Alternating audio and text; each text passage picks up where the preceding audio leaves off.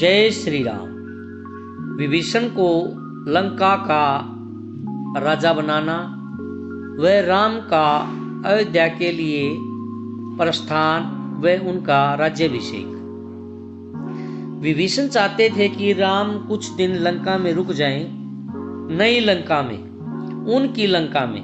उन्होंने अपनी इच्छा राम को बताई, इसका कारण भी बताया।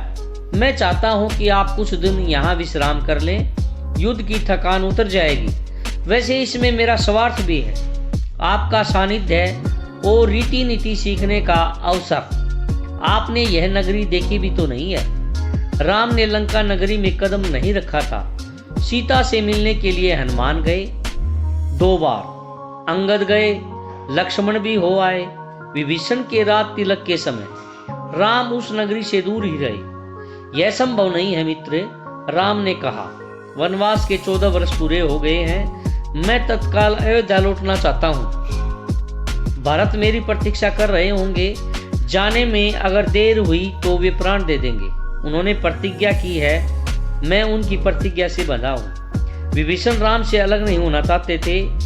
उनका अनुरोध राम ने अस्वीकार कर दिया था, पर वे निराश नहीं थे। इस बार उन्होंने एक नया प्रस्ताव रखा।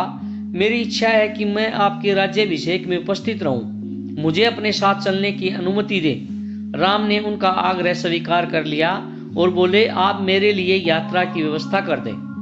राम ने विभीषण की विनती मान ली तो सुग्रीव और हनुमान आगे आए। राम ने उन्हें भी अयोध्या के लिए आमंत्रित किया। विभीषण का पुष्पक विमान उन्हें ले जाने के लिए तैयार था। विमान के उड़ान भरने तक वानर सेना वहीं रही।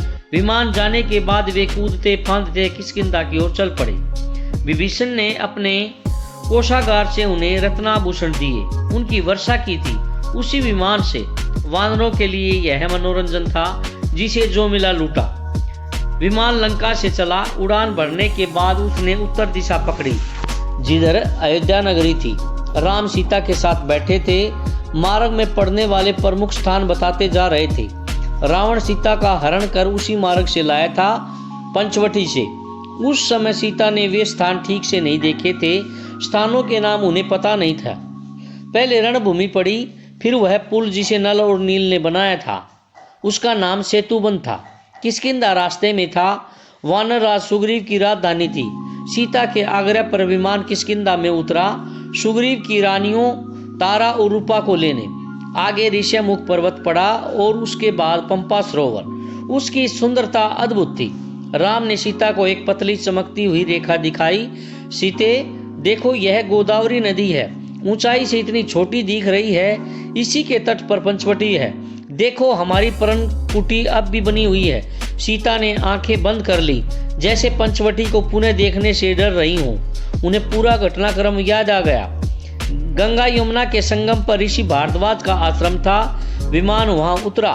सब ने रात वहीं बिताई। ऋषि का आग्रह था, राम उसे टाल नहीं सके।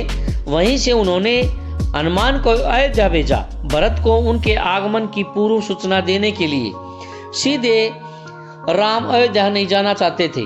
उनके मन में एक प्रश्न था, एक संशय था कि 14 वर्ष की अवधि कम नहीं होती। कहीं इस अवधि में भरत को सत्ता का मोह तो नहीं हो गया है। हनुमान को अयोध्या भेजते हुए उन्होंने यह प्रश्न रखा। कहा, हे वानर शिरोमणि, आप भरत को मेरे आने की सूचना दीजिएगा। ध्यान से देखिएगा कि यह समाचार सुन के उनके चेहरे पर कैसे भाव आते हैं। यदि भरत को इस सूचना से प्रसन्नता नहीं होती है तो मैं अयोध्या नहीं जाऊंगा। भरत राजकाज संभालने, इसमें मुझे कोई आपत्ति नहीं है। हनुमान वायु वेग से चले, जैसे उड़ रहे हों। मार्ग में निषाद राजगुरु से भेंट की, उनसे अयोध्या का हाल जाना। वहां से नंदीग्राम पहुंचे। उन्होंने भरत से कहा, श्री राम के वनवास की अवधि पूर्ण हो गई है, वे लौट रहे हैं, प्रयाग पहुंच गए हैं। मैं उन्हीं की आज्ञा से आपके पास आया हूं। भरत की प्रसन्नता का ठिकाना न रहा। आंखों में खुशी के आंसू थे। वे बार बार हनुमान को धन्यवाद दे रहे थे, यह शुभ सूचना उन तक पहुंचाने के लिए। उनके चेहरे पर केवल एक भाव था, प्रसन्नता। हनुमान उनसे विदा लेकर आश्रम लौट आए, राम के पास। अगली सुबह प्रयाग से श्रृंगवेरपुर होते हुए राम का विमान कुछ ही देर में सरयू नदी के ऊपर पहुंच गया। दूर अयोध्या नगरी के भवनों के शिखर दिखाई देने लगे। सब ने अयोध्या को प्रणाम किया। उधर भरत से सूचना पाकर अयोध्या में उत्सव की तैयारियां होने लगी। नगर को सजाया गया। शत्रुघ्न राज्याभिषेक की व्यवस्था में लग गए। महल से तीनों रानियां नंदीग्राम के लिए निकल पड़ी। कौशल्या सबसे आगे थीं। उन्हें पता था कि राम पहले भरत से भेंट करेंगे। राम का विमान नंदीग्राम पहुंचा। उनका भव्य स्वागत हुआ। आकाश राम के जय घोष से गूंज उठा। राम ने विमान से उतरकर भरत को गले लगाया, माताओं को प्रणाम किया। भरत भागते हुए आश्रम के भीतर गए। राम की खड़ाऊ उठा लाए, जिसे सिंहासन पर रखकर उन्हें 14 वर्ष राजकाज चलाया था। झुककर अपने हाथों से राम को पहनाई। मिलन का यह दृश्य अद्भुत था। सबके चेहरों पर प्रसन्नता थी। सबकी आंखें खुशी के आंसुओं से नम थी। राम लक्ष्मण ने नंदीग्राम में तपस्वी बाना उतार दिया। दोनों को राजसी वस्त्र पहनाए गए। जन समूह राम की जय जयकार करता अयोध्या के लिए चला। शोभा यात्रा की छटा देखने योग्य थी। नंदीग्राम से चलने के पूर्व राम ने पुष्पक विमान को कुबेर के पास भेज दिया था। यह विमान कुबेर का ही था। रावण ने उसे जबरदस्ती छीन लिया था। सजी धजी अयोध्या नगरी राम के दर्शन पर आह्लादित थी। नगरवासी प्रसन्न थे। उन्हें उनके राम वापस मिल गए थे। माताएं प्रसन्न थी। उनका पुत्र लौट आया था। मुनिगण खुश थे। राम ने उनकी शिक्षाओं का मान रखा, कभी वीरत नहीं हुए। भरत ने अयोध्या का राज्य राम को नंदीग्राम में ही लौटा दिया था। राजमहल पहुंचे तो मुनि वशिष्ठ ने कहा, कल सुबह राम का राज्याभिषेक होगा। इसकी तैयारी शत्रुघ्न ने पहले ही कर दी थी। पूरा नगर सजाया गया। दीपों से जगमगा रहा था। फूलों से सुवासित था। वाद्य यंत्रों से झंकृत था। पूरे 14 वर्ष बाद अगले दिन मुनि वशिष्ठ ने राम का रात तिलक किया। राम और सीता सोने के रत्न जड़ित सिंहासन पर बैठे। लक्ष्मण, भरत और शत्रुघ्न उनके पास खड़े थे। हनुमान नीचे बैठ गए। माताओं ने आरती उतारी। मंगलाचार हुआ। शुभ गीत गाए गए।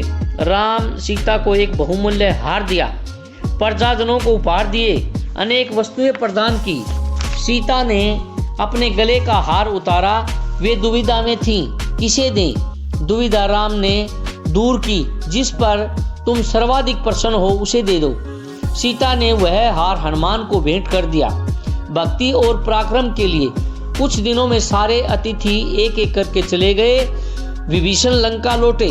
सुग्रीव ने किष्किंधा की ओर प्रयाण किया। ऋषि मुनि अपने आश्रम चले गए। हनुमान कहीं नहीं गए। राम दरबार में ही रहे। राम ने लंबे समय तक अयोध्या पर राज किया। उनके राज में किसी को कष्ट नहीं था। सब सुखी थे। भेदभाव नहीं था। कोई बीमार नहीं पड़ता था। खेत हरे भरे थे।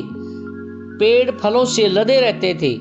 राम न्याय प्रिय थे। गुणों के सागर थे। उनका राज्य राम राज्य था। आज तक स्मृतियों में है। जय श्री राम।